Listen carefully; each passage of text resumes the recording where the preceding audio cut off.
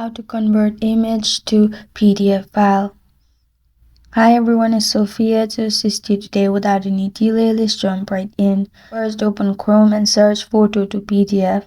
Make sure you click on convert JPG to PDF, which is I Love PDF website. Then you'll find this kind of screen pop up. In here, simply click on select JPG image.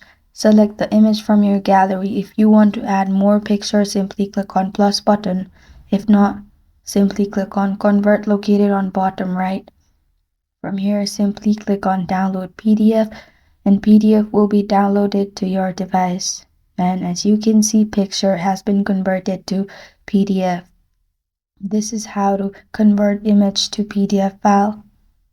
Thank you for joining me today. If this video helps you out, please leave a like and subscribe for more. Got a question or want to suggest a topic, comment below. I'm Sophia signing off. Until next time.